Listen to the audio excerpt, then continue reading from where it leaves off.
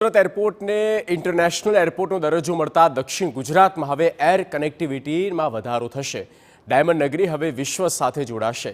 વડાપ્રધાન મોદી આવતીકાલે નવા એરપોર્ટના નવા ટર્મિનલનું ઉદ્ઘાટન કરવાના છે।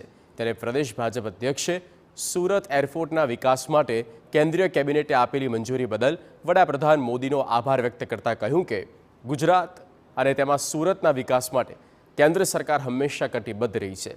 सूरत दुबई और सूरत होंगकोंगनी फ्लाइटनी शुरुआत थई, जेनाथी सूरतनी आंतरराष्ट्रीय कनेक्टिविटी वधशे तेमज सूरत शहरना विकासमां हवाई परिवहननी महत्वनी भूमिका रहेशे।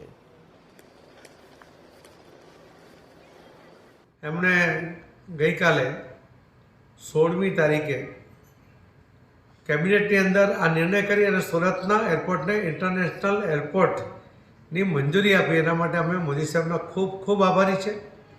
सूरत शहर और दक्षिण गुजरातना तमाम लोको मोदी साहेबना आ पगलाने कारणे एमने खूब आभारवश पण थया छे अने एमनो आभार पण मानी रह्या छे। साथे साथे एमणे आवतीकालथी ज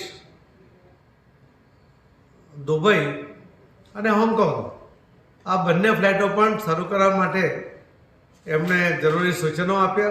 ए सूचनाने कारणे आज ए बंने पण फ्लाइटो बंने जगह फ्लाइटो पण शरू थई रही है।